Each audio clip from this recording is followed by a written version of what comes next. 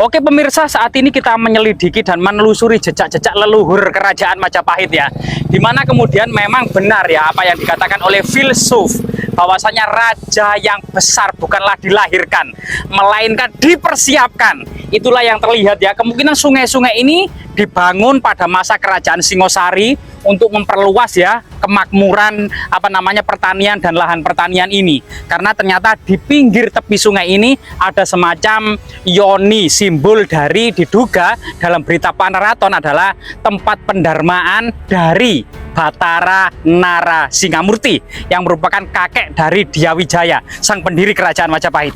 Jadi coba kita telusuri ya. Jadi jika kita melusuri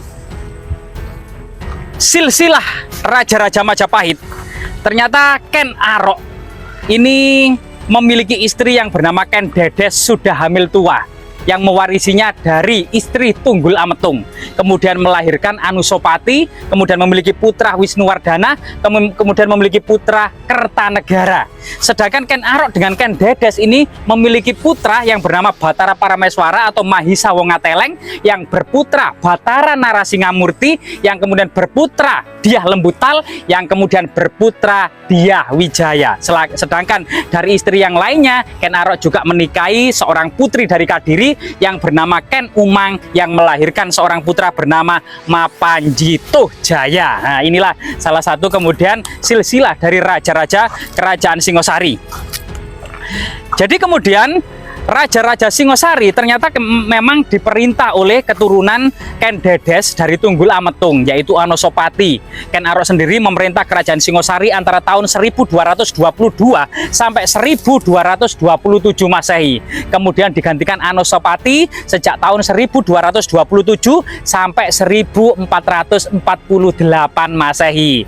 1448 tampillah Mapanjito Jaya ya, cuma beberapa bulan saja, kemudian digantikan oleh Wisnuwardana yang memerintah Singosari antara tahun 1448 sampai 1248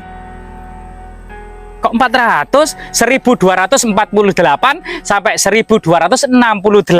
Nah, inilah kemudian digantikan oleh Kertanegara tahun 1268 sampai 1292. Kemudian terjadilah pemberontakan Jayakatwang ya, yang diduga Jayakatwang ini masih kemudian kerabat dan keturunan Mapanjito Jaya. Nah, ini di pinggiran sungai yang diduga yang sudah kemudian beberapa ulang diperbaiki ya, diduga diperbaiki masa kolonial, kemudian masa Indonesia sudah merdeka ini diperbaiki lagi. Sungai-sungai irigasi ini yang mengalir dari Kaliboro ya, ini kemudian mengalir di sebelah timur dari istana kerajaan Majapahit yang ada di Trowulan. Ada sebagian yang terus ke arah utara, ada sebagian yang ke arah istana kerajaan Majapahit yang ada di Trowulan. Jadi sungai-sungai ini dahulunya memang sangat penting sekali bagi kemudian kelangsungan hidup para warga kota dan ibu kota istana kerajaan Majapahit.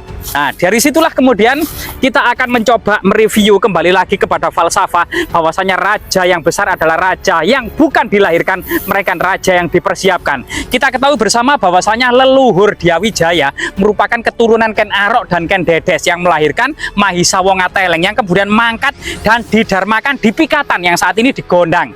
Kemudian berputra Batara Narasingamurti ya, yang kemudian Batara Narasingamurti yang merupakan kakek dari Dyawijaya ini kemudian ketika mangkat dan didarmakan di Kumitir yang saat ini di Jatirejo Mojokerto. Nah, ini juga kemudian memiliki ayah yang bernama Dyah Lembutal yang kemudian mangkat dan didarmakan di Mireng ya, Megalo, Jombang. Jadi yang ternyata pada tahun-tahun berikutnya Jombang dan Mojokerto ini menjadi telatah Wilwatikta atau yang dinamakan dengan Majapahit yang dipimpin oleh Dyawijaya. Sehingga kemudian leluhur Dyawijaya ini sudah mempersiapkan baik dari pembangunan, irigasi, kemudian tata sosial kemasyarakatannya, kemakmuran, tanah-tanahnya. Ini memiliki satu ya, loyalitas kepada keluarga Dyawijaya dan kakek-kakeknya dan buyut-buyutnya dan ayah-ayahnya tentunya ya. Ya, ini sangat luar biasa sekali. Yoni sendiri adalah merupakan lambang dari Parwati yang berpasangan dengan Lingga, yaitu lambang Dewa Siwa, pasangan dari Lingga Yoni yang disembah sebagai seorang Dewa Siwa ya, dan Parwati ini juga disembah sebagai lambang kesuburan yang identik dengan kemudian kelangsungan masyarakat ya. Kesuburan itu juga artinya memiliki banyak anak, itu kesuburan, karena memang masyarakat Jawa itu berkembang seiring dengan tumbuhnya padi, yang semakin banyak lahan pertanian membutuhkan SDM atau anak-anak, semakin banyak anak-anak yang diberi makan semakin banyak pula kemudian kemakmuran yang dihasilkan dari pertanian. Nah ini.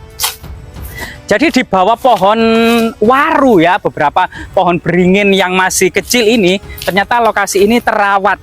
Tapi kita belum tahu apakah Yoni ini berasal in situ ya di pinggir ini, atau memang Yoni ini sudah dipindahkan dari suatu tempat yang lain. Tapi diduga Yoni ini adalah Yoni berciri Singosari, yang kemungkinan memang berita Pararaton maupun Negara Kertagama, Pararaton menyebut bahwasanya Bathara Narasingamurti atau Mahisa Cempaka ketika mangkat didharmakan di Kumitir sebagai seorang Siwa. Ini yang identik dengan Yoni, maupun kemudian dalam berita Negara Kertagama bahwasanya Bathara Narasingamurti ini juga mangkat didharmakan di Kumeper. Jadi nama lain dari Kumitir itu ternyata Kumeper menurut Negara Kertagama. Nah ini karena memang bahasa Jawa itu kadang bisa disangsekertakan ya, sesuai dengan asal usul dari kata tersebut. Misalnya Majapahit, bahasa Sangsekerta ini Wilwatikta, karena memiliki arti yang sama, maja dan pahit. Wilwa artinya buah maja, dan tikta juga rasanya pahit. Termasuk kemudian di Jawa Barat ada juga Majalengka. Nah, Majalengka itu juga artinya Majapahit, yaitu maja yang lengka, maja yang berasal yang rasanya pahit.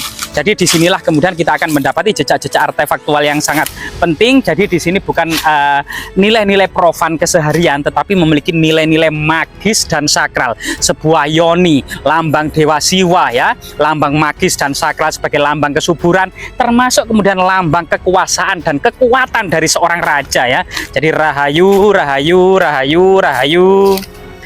Nah, jadi di sini ada Yoni, sebagian tubuhnya ini terpendam di dalam tanah. Jadi sebagian atau separuh atau 50% sebagian yang di atas permukaan tanah, diduga kemudian sebagian besar masih terpendam di dalam tanah. Entah sebab apa, mungkin karena sebab perubahan-perubahan iklim yang terjadi ya, baik itu banjir bandang, meluapnya sungai membawa lumpur, maupun gunung meletus yang membawa endapan-endapan abu vulkanik. Ada juga di sampingnya ini ada fragmen pipisan kuno ya, pipisan kuno. Diduga memang pipisan kuno ini adalah alat-alat pada masa kerajaan Majapahit atau kerajaan Singosari ya. Jadi ini sebuah Yoni, akan terlihat cerat Yoni untuk mengalirkan ya susu atau madu dalam sebuah pemujaan bersama bunga-bunga. Ini adalah sebuah kotak ya untuk menancapkan lingga. Lingga sendiri memang bagian dasar itu kotak ya, berbentuk segi 4 yang dikenal dengan Brahma Baga, yang bagian tengah berbentuk segi 8 yang dikenal dengan Wisnu Baga, dan yang bagian puncak berbentuk silindris gitu ya, atau bulat atau seperti bola, itu merupakan lambang 1000 penglihatan Dewa Siwa yang dikenal dengan Siwa Baga. Jadi kemudian pasangan Lingga Yoni inilah yang kemudian dahulunya ada di sini. Diduga memang Lingga Yoni tanpa cerat naga raja ini memang keluarga Diyawijaya gitu ya. Itu memang tidak menjadi, sebenarnya bukanlah Sri Maharaja pada masa kerajaan Majapahit, melainkan raja-raja daerah atau kemudian pendamping dari Raja Singosari ya. Misalnya saja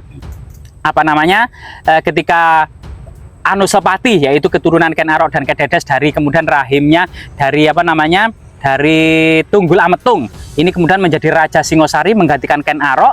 Terus kemudian kakek buyut Diyawijaya ini adalah menjadi raja di Kadiri yang bernama Bathara Parameswara dalam prasasti Mula Malurung, atau dalam berita Pararaton dan Negara Kertagama bernama Mahisa Cempaka gitu ya.